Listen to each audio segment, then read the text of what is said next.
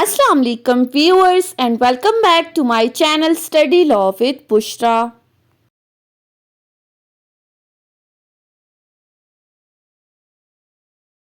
So we were discussing Land Revenue Act 1967 and in today's video we are going to discuss the topic of recovery of arrears of land revenue.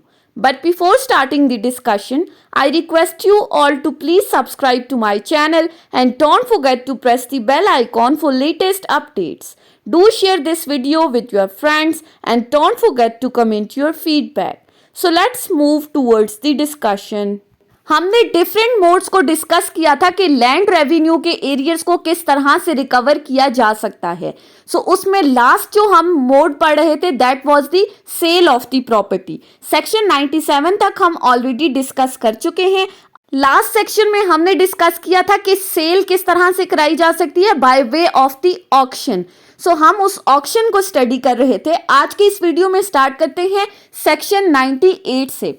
Section 98 बात करता है deposit by purchaser in case of sale of immovable property के. अगर तो property की cell हो जाती है तो परचेजर ने कितना डिपॉजिट देना है. So section 98 states that when the highest bidder at an auction has been ascertained, the person who made that bid shall on the requisition of officer conducting the sale pay to that officer a deposit of 25% on the amount of his bid and shall on the payment thereof be declared to be purchaser subject to the exercise of any right of preemption. Section 98 कहता है auction हो गई, नीलामी करवा दी गई property की, बहुत सारे लोगों ने उसमें बोलियां लगाई. अब जो सबसे ज्यादा बोली लगाने वाला होगा, जो हाईएस्ट बिडर होगा, जब उस ऑक्शन के अंदर उस हाईएस्ट बिड को असर्टेन कर दिया जाएगा तो जिस पर्सन ने वो हाईएस्ट बिड लगाई है, जिसने सबसे ज्यादा बोली लगाई है, वो बंदा क्या करेगा, उस ऑफिसर की रिक्विजिशन के ऊपर जो इस सेल को कंडक्ट कर रहा है, वो उस ऑफिसर को एट द स्पॉट उस तमाम प्रॉपर्टी का 25% उसी वक्त जमा कराएगा. यानी कि जितनी भी प्रॉपर्टी की अमाउंट है, जो प्रॉपर्टी सेल की जा रही है, उस तमाम अमाउंट का जो 25% होगा वो एट द स्पॉट उस ऑफिसर को ये हाईएस्ट बिडर जमा करा देगा. और जैसे ही ये अमाउंट वो उस ऑफिसर को जमा कराएगा तो उसी वक्त इस पर्सन को परचेजर डिक्लेयर कर दिया जाएगा, but subject to the right of preemption. यानी कि अगर तो हक शुफा का कोई राइट है तो उसको मद्देनजर रखते हुए that person will be declared as the purchaser on depositing the amount of 25% from the whole of that sale. उसके बाद आ जाते हैं सेक्शन 99 के ऊपर. सेक्शन 99 बात करता है कॉन्सिक्वेंसेस ऑफ फेलियर टू पे द डिपॉजिट. अब सेक्शन 99 कह रहा है कि अगर कोई बंदा ये डिपॉजिट जमा नहीं कराता, अगर वो नाकाम हो जाता है तो उसके क्या कॉन्सिक्वेंसेस होंगे. सो if the person who had made the highest bid fails to deposit is required by section 98. यानी कि सेक्शन 98 में जो 25% की अमाउंट मेंशन की गई थी, अगर तो वो हाईएस्ट बिडर ये 25% की अमाउंट जमा कराने में नाकाम हो जाता है, then the property shall forthwith be put to auction again and sold and all the expenses attending the first sale and the deficiency of the price which may happen on the resale may be recovered from him by collector as if the same were an arrear of land revenue. तो क्या होगा, दोबारा auction कराई जाएगी, यानी कि property को दोबारा सेल कराया जाएगा और साथ ही साथ पहली बात ऑक्शन दोबारा होगी, सेकेंडली इस फर्स्ट सेल के ऊपर जितने अखराजात आए थे और साथ ही साथ इस प्रॉपर्टी की रीसेल कराने में जितने भी अखराजात आएंगे वो इस पर्सन से रिकवर किए जाएंगे कलेक्टर की तरफ से, और बिल्कुल ऐसे रिकवर किए जाएंगे जैसे arrears of the land revenue की रिकवरी की जाती है. यानी कि ऐसा समझा जाएगा कि इस पर्सन के ऊपर arrears of the land revenue है, सो उस प्रोसीजर के अकॉर्डिंग इस पर्सन से ये तमाम एक्सपेंसेस रिकवर किए जाएंगे. सो अगर कोई पर्सन बोली लगाने के बाद डिपॉजिट अमाउंट जमा नहीं कराता तो फिर उससे रिकवरी की जाएगी एक्सपेंसेस की. उसके बाद आ जाते हैं सेक्शन 100 के ऊपर। सेक्शन 100 बात करता है time for payment in full, यानी कि 25% के बाद जो बाकी 75% की अमाउंट है वो कैसे होगी। The full amount of purchase money shall be paid by the purchaser before the close of 38 day from the date on which he was declared to be purchaser.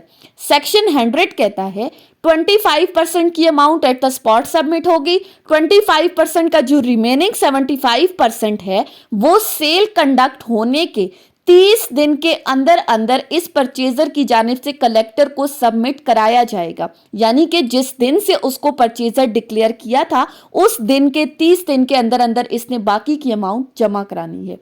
उसके बाद आ जाते हैं सेक्शन 101 के ऊपर। सेक्शन 101 बात करता है procedure in default of payment. अब ये किस पेमेंट की डिफॉल्ट की बात की जा रही है, फुल अमाउंट की।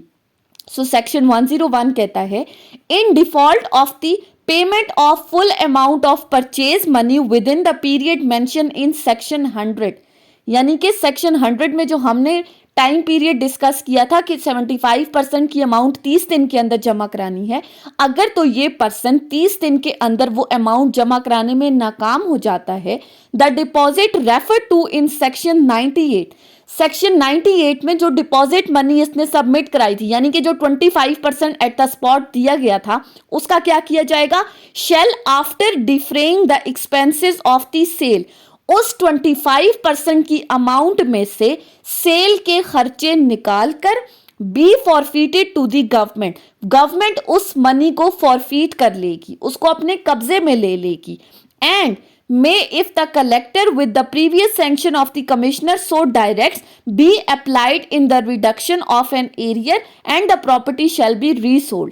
और साथ ही साथ पहली बात सेल के खर्चे निकाले जाएंगे उस 25% में से, और अगर तो कमिश्नर अप्रूवल देता है तो फिर कलेक्टर इस 25% के डिपॉजिट में से जो एरियर्स हैं लैंड रेवेन्यू के उनको भी कट करेगा, यानी कि वो भी रिकवर किए जाएंगे उस अमाउंट में से, और फिर इस प्रॉपर्टी को रीसेल किया जाएगा, दोबारा ऑक्शन की जाएगी। And the defaulting purchaser shall have no claim to the property or to any part of the sum for which it may subsequently be sold। और ये जो डिफॉल्टिंग परचेजर है, यानी कि जिसने full amount of money submit नहीं की, वो अब इस प्रॉपर्टी के ऊपर किसी भी तरह का कोई भी क्लेम नहीं कर सकता। यानी कि वो ये नहीं कह सकता कि मेरी जो डिपॉजिट मनी थी वो मुझे वापस की जाए, इसमें से एरियर्स की रिकवरी क्यों हो रही है। अगर तो वो डिफॉल्ट कर जाता है तो फिर उस परचेज मनी में से रिकवरी की जाएगी, एक्सपेंसेस की भी और एरियर्स की भी। उसके बाद आ जाते हैं सेक्शन 102 के ऊपर। सेक्शन 102 बात करता है report of sale to the commissioner. Every sale of immovable property under this chapter shall be reported by collector to the commissioner। इस चैप्टर के अंदर जो प्रॉपर्टी की सेल की बात की जा रही है, यानी कि जो ऑक्शन करवाई जा रही है, इस इमूवेबल प्रॉपर्टी की सेल की तमाम रिपोर्ट कलेक्टर जो है वो कमिश्नर को देगा कि सेल किस तरह से कंडक्ट हुई, हाईएस्ट बिडर कौन था, फिर प्रॉपर्टी की जो परचेज मनी है उसकी रिकवरी किस तरह से हुई। सो सेक्शन 103 नेक्स्ट है application to set aside the sale. अब सेल हो गई, फुल मनी भी सबमिट हो गई, अब उसके बाद है setting aside of the sale. Sub section 1 कहता है at any time within 30 days from the date of sale application में be made to the commissioner to set aside the sale on the ground of some material irregularity or mistake in publishing or conducting it. के sale conduct होने के 30 दिन के अंदर अंदर application जो है वो किसी भी पर्सन की जानिब से कमिश्नर को दी जा सकती है ताकि वो इस सेल को सेट असाइड कर दें, यानी कि जो सेल का ऑर्डर हुआ है इसको सेट असाइड कर दें। किस ग्राउंड के ऊपर, कि इस सेल को कंडक्ट कराने में कोई मटेरियल इरेगुलरिटी हुई है, इसकी कंडक्शन में किसी भी तरह की कोई मिस्टेक हो गई है कलेक्टर से, तो इस सेल को सेट असाइड कर दिया जाए। अब सब सेक्शन 2 कहता है A sale shall not be set aside on any of the grounds specified in subsection 1 unless the applicant proves to the satisfaction of the commissioner that he has sustained substantial injury by the reason of irregularity or mistake।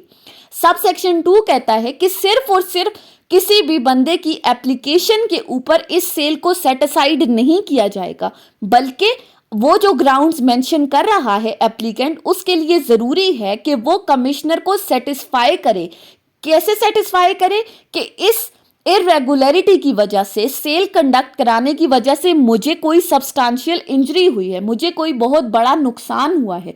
सो अगर तो वो commissioner को satisfy कर देता है अपने ground से, तो फिर उस सेल को सेट असाइड कर दिया जाएगा कमिश्नर की जानिब से, अदरवाइज नहीं होगा। उसके बाद आ जाते हैं सेक्शन 104 के ऊपर। सेक्शन 104 बात करता है ऑर्डर कंफर्मिंग और सेटिंग असाइड दी सेल। अब कंफर्मेशन या सेटिंग असाइड कैसे होगी? सो सब सेक्शन 1 के ऊपर आ जाते हैं। After the expiration of 30 days from the date of sale, if such application is mentioned in section 103 has not been made, or if such application has been made and rejected, the commissioner shall confirm the sale. And if such application is accepted, the commissioner shall make an order setting aside the sale. Section 104 subsection 1 कहता है कि 30 दिन का time period खत्म होने के बाद अगर तो 103 सेक्शन के अकॉर्डिंग किसी पर्सन ने कोई भी एप्लीकेशन कमिश्नर को नहीं दी, या अगर किसी बंदे ने एप्लीकेशन दी थी और वो एप्लीकेशन कमिश्नर की जानिब से रिजेक्ट कर दी गई है, तो फिर ऐसी सूरत में सेल का ऑर्डर जो है वो कंफर्म कर दिया जाएगा कमिश्नर की जानिब से। यानी कि जब एप्लीकेशन दी और रिजेक्ट हो गई, या एप्लीकेशन सिरे से ही नहीं दी, तो कंफर्मेशन ऑर्डर कमिश्नर की जानिब से पास कर दिया जाएगा।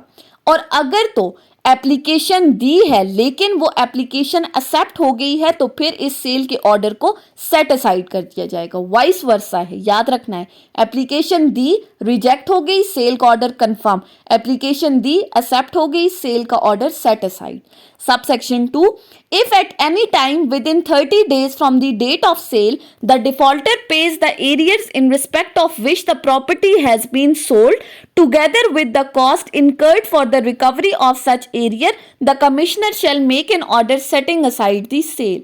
सब सेक्शन 2 कहता है कि अगर इन 30 दिन के टाइम पीरियड के अंदर किसी भी दिन जो डिफॉल्टर है, जिसने arrears of the land revenue पे नहीं किए थे, जिसकी प्रॉपर्टी सेल आउट की जा रही है इन एरियर्स की रिकवरी के लिए, अगर तो वो पर्सन इन 30 दिनों में किसी भी दिन ला के एरियर्स ऑफ लैंड रेवेन्यू भी जमा करा देता है और इस सेल के ऊपर जितना भी खर्चा आया है, इस एरियर्स को रिकवर करने के ऊपर जितनी भी कॉस्ट आई है वो भी सबमिट करा देता है, तो फिर कमिश्नर ऑर्डर पास कर देगा कि इस सेल के प्रोसीजर को सेट असाइड कर दिया जाए।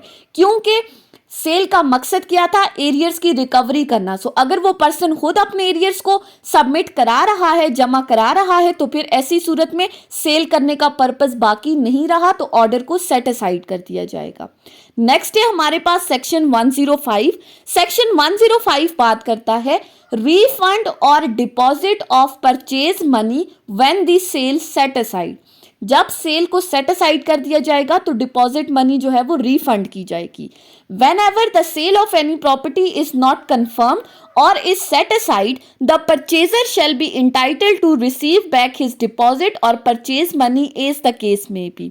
Section 105 कहता है कि अगर तो कमिश्नर की जानिब से सेल को कंफर्म नहीं किया गया या अगर सेल को सेट असाइड कर दिया गया है, तो ऐसी सूरत में जो परचेजर है, जो इस प्रॉपर्टी को खरीदने वाला था, जो हाईएस्ट बिडर था, वो उसके लिए कंपलसरी है कि उसको उसकी डिपॉजिट मनी सबमिट की जाएगी। यानी कि अगर उसने सिर्फ डिपॉजिट मनी दी है तो वो 25% वापस किया जाएगा, और अगर उसने फुल मनी सबमिट कराई है तो वो हकदार है कि उसको ये अमाउंट वापस की जाएगी in case of non confirmation और setting aside of the sale. Next है हमारे पास सेक्शन 106। सेक्शन 106 बात करता है प्रोक्लेमेशन आफ्टर द पोस्टपोनमेंट और on resale. A sale made after the postponement under section 96, a resale consequent on purchaser default under section 104 or setting aside of the sale under section 104 shall be made after the issue of fresh proclamation in the manner provided in section 94.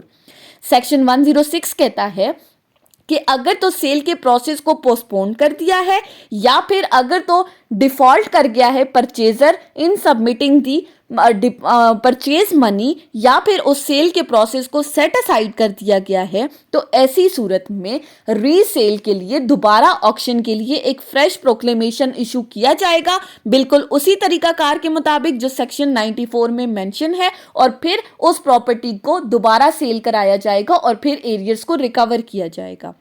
Next है हमारे पास section 107। Section 107 बात करता है on confirmation of the sale possession and certificate to be granted to the purchaser. अब ये section कहता है कि सेल कंफर्म हो गई तो फिर क्या होगा। Subsection 1, after a sale has been confirmed in the manner aforesaid, the collector shall put the person declared to be purchaser into the possession of property sold and shall grant him a certificate to the effect that he has purchased that property. Subsection 1 कहता है कि जब cell का process पूरा हो गया, confirmation कर दी गई कमिश्नर की जानिब से, तो जो पर्सन परचेजर था कलेक्टर की जानिब से उसको प्रॉपर्टी का पोजेशन दे दिया जाएगा, प्रॉपर्टी का कब्जा दे दिया जाएगा, और साथ ही साथ उसको एक सर्टिफिकेट इशू किया जाएगा, जिस सर्टिफिकेट के ज़रिए ये बताया जा रहा है कि इस पर्सन ने ये प्रॉपर्टी खरीद ली है, अब वो इस प्रॉपर्टी का मालिक बन चुका है। सो उसको ट्रांसफर से रिलेटेड एक सर्टिफिकेट दिया जाएगा कि अब प्रॉपर्टी का कब्जा इसके पास है, अब प्रॉपर्टी की मलकियत इसकी है। Subsection 2, the certificate shall state whether or not the property was sold for the recovery of an arrear due in respect thereof and it was so sold shall set forth the encumbrances grants if any specified in the proclamation of sale. अब जो certificate उसको दिया जाएगा, उस certificate के अंदर mention किया जाएगा कि ये property areas of the land revenue से की रिकवरी से रिलेटेड सेल आउट की गई थी, इस पर्सन ने ये प्रॉपर्टी खरीदी है, और उस प्रॉपर्टी के ऊपर जितने भी ग्रांट्स या इनकम्बरेंसेस वगैरह हैं उनको भी मेंशन किया जाएगा। Subsection 3, the certificate shall be deemed to be a valid transfer and need not to be registered. अब ये जो सर्टिफिकेट उसको दिया गया है उसके लिए ज़रूरी नहीं है कि वो इसको रजिस्टर कराता फिरे, यानी कि ये सर्टिफिकेट इटसेल्फ इस बात का सबूत है कि ये एक वैलिड ट्रांसफ़र है, प्रॉपर्टी इसको ट्रांसफ़र हो चुकी है, प्रॉपर्टी इसके नाम पर हो चुकी है, अब वो इस प्रॉपर्टी का मालिक है। Subsection 4, any suit brought in any court against the certified purchaser on the ground that the purchase was made on behalf of the person other than the certified purchaser shall not be maintainable. Subsection 4 कहता है कि अगर कोई person अदालत में कोई suit लेकर आता है इस सर्टिफाइड परचेजर के अगेंस्ट कि इस पर्सन ने परचेज जो है वो किसी और पर्सन के बिहाफ पे की है, ये खुद परचेजर नहीं था, तो ऐसा कोई भी सूट जो है वो मेंटेनेबल नहीं होगा, कोर्ट ऐसे किसी भी सूट को इंटरटेन नहीं करेगी। Subsection 5, the certified purchaser of an immovable property shall be entitled to all the rents and profits falling due in respect of property after the date of confirmation of sale and be liable for all the installments of the land revenue and rates and cesses falling due in respect of property thereof after the date. Subsection 5 कहता है कि ये जो certified purchaser है, अब ये उस property से रिलेटेड जितने भी रेंट्स एंड प्रॉफिट्स हैं उनको हासिल करने के लिए इंटाइटल होगा, यानी कि इस प्रॉपर्टी से जितना भी प्रॉफिट आ रहा है वो तमाम इस सर्टिफाइड परचेजर को दिया जाएगा, और इस प्रॉपर्टी के ऊपर जितने भी लैंड रेवेन्यूज बन रहे हैं अब ये परचेजर लायबल है कि वो इन तमाम लैंड रेवेन्यूज को पे करेगा, और जितने भी सेसेस वगैरह हैं इस प्रॉपर्टी के ऊपर वो भी पे करेगा। सो सिंपली सेल कंफर्म हो गई, उसको सर्टिफिकेट इशू कर दिया जाएगा। So that was all about today's discussion on the topic of recovery of arrears of the land revenue. हमने सेक्शन 98 से सेक्शन 107 तक डिटेल में डिस्कस किया है। So that's all about today's lecture. I hope कि आपको ये लेक्चर समझ में आया होगा। अगर आपने इस वीडियो को अटेंटिवली सुना है तो अगर आपको ये वीडियो अच्छी लगी है तो इस वीडियो को लाइक करें, कमेंट करें और चैनल को ज़रूर सब्सक्राइब करें। Thank you so much for watching this video. Till then, अल्लाह हाफिज़।